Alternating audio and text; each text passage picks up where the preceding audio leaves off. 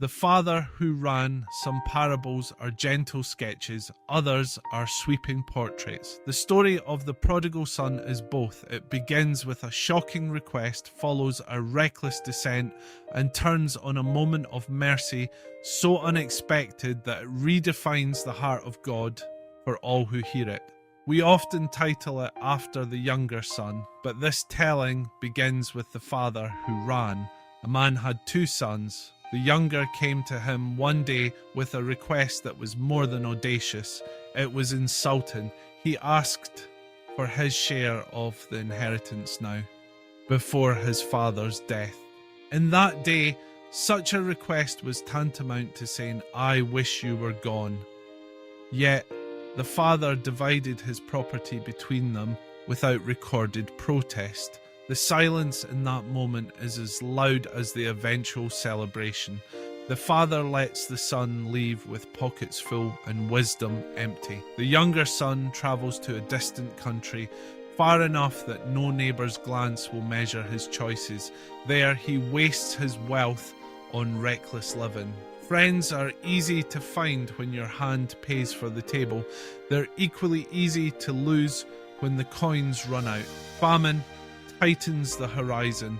Hunger becomes a daily fact. He takes work, feeding pigs, a job unthinkable for a Jewish man, and even envies their food. No one gives him anything. In the trough of that poverty, he comes to himself. Memory sharpens the contrast between his present and his past. Even the hired servants in his father's house have bread to spare. He rehearses a speech. "Father, I have sinned against heaven and before you. I'm no longer worthy to be called your son.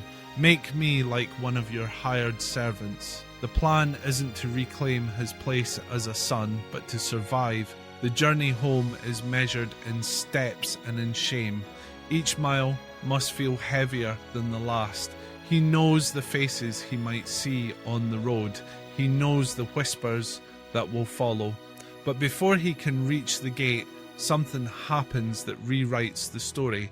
While he's still a long way off, his father sees him. This is no accident. The wording suggests the father has been watching, waiting, scanning the horizon for the outline of his son. Moved with compassion, he runs. In that day, dignified men don't run in public. Running requires hitching up robes, showing bare legs, risking the mockery of onlookers. But this father doesn't calculate dignity. He calculates distance and the fastest way to close it. He throws his arms around his son and kisses him. The son begins his rehearsed confession, but the father interrupts with orders to the servants. Bring the best robe and put it on him. Put a ring on his finger and sandals on his feet. Kill the fattened calf. Let's have a feast and celebrate. For this son of mine was dead and is alive again. He was lost and is found. The details are deliberate. The robe covers shame. The ring restores authority. The sandals mark him as a free man, not a servant. The feast proclaims to the whole community that reconciliation has already happened. Restoration is immediate and public. Call to action. If this story moves you, please like this podcast, share it with someone who needs to hear about God's grace, leave a thoughtful comment, and subscribe so you won't miss future episodes. Your engagement helps these messages reach more people. The music and laughter draw in the elder son from the fields. He learns what has happened and refuses to go in. The father comes out and pleads with him. The elder son's words are heavy with resentment. "All these years I have been slaving for you and never disobeyed, yet you never gave me even a young goat to celebrate with my friends. But when this son of yours comes home, who squandered your property with prostitutes, you kill the fattened calf for him." The father's answer is gentle and firm. "My son, you're always with me, and everything I have is yours. But we had to celebrate and be glad because this brother of yours was dead and is alive again. He was lost and is found." In that reply, the father reframes the elder son's grievance into a family truth. Joy over restoration outweighs the ledger of wrongs. This parable is about two lost sons, one lost in the far country of rebellion, the other lost in the nearby country of resentment. The father runs to both.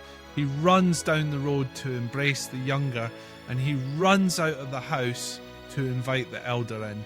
His running isn't about speed, it's about closing the gap. Grace is always closing. For all of us, the Father's running redefines God's posture toward us. He isn't a reluctant forgiver, arms folded until we prove ourselves. He's the God who sees us from a distance and moves toward us at his own expense. The cross is the ultimate running of God toward humanity, hitching up his glory to bear our shame, meeting us where we're to bring us where we could never go on our own. We're invited to live in that same rhythm, to watch for the distant outlines of those who have left, to run toward them with mercy instead of waiting behind conditions, to celebrate restoration publicly so shame has no room to reattach itself. And when resentment rises in our own hearts, to hear the Father's voice reminding us that everything he has is ours, and that our joy is multiplied, not diminished, when the lost come home. The Father who ran is the God who still runs. His feet move faster than our failures. His embrace lands before our explanations. His feast begins before our worthiness is proven. And in every step toward us, he invites us to join him in running toward others. One last reflection. Grace in motion is never wasted.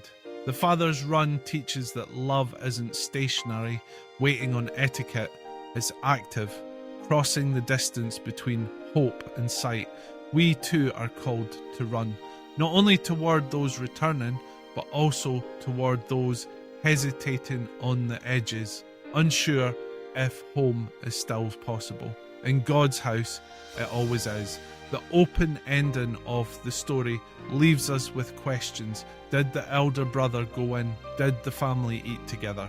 Did the community learn something new about mercy that day? Jesus doesn't resolve these details because the answer depends on the hearer. We're meant to locate ourselves in the story and decide how we will respond.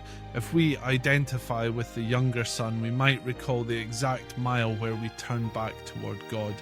The smell of the far country still on our clothes, the lines of regret in our rehearsed apologies, none of it scared him away. Instead, he met us in the open, with the embrace that silences shame and the welcome that cancels debt. Returning didn't make us sons and daughters again. His running did. If we identify with the elder son, we might feel the sting of seeing grace given to someone we think deserves a slower welcome. The story challenges us to step inside the celebration, to accept that God's mercy isn't a pie sliced thinner with every recipient, but a river deepening with every tributary. The same embrace that restores the prodigal sustains the faithful. Running toward another is costly. It risks rejection. It may be misunderstood. But in the story, the run is worth the robe, the ring, the sandals, and the calf. It tells everyone watching that relationship outweighs reputation, that joy outweighs judgment, and that home is stronger than the far country. We also notice what the Father doesn't do. He doesn't send a servant in his place.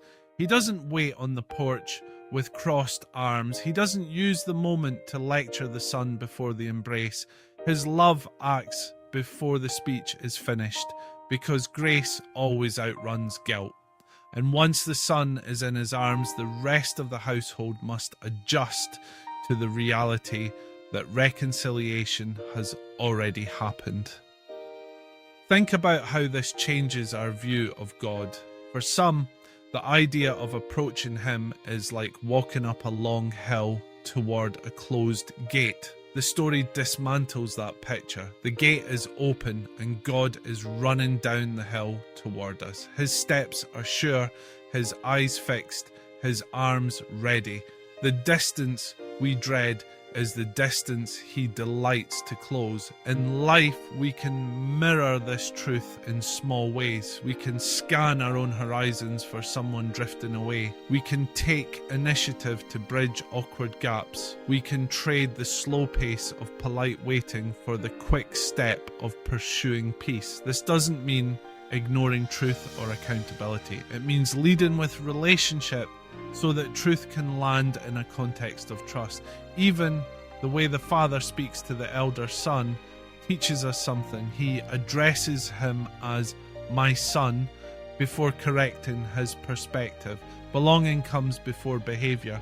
The reminder that everything I have is yours reframes the elder's work not as servitude but as shared ownership. Celebration isn't theft from the faithful. It's a family's rightful response to restoration. In the end, the father who ran is less about the speed of his legs and more about the speed of his heart.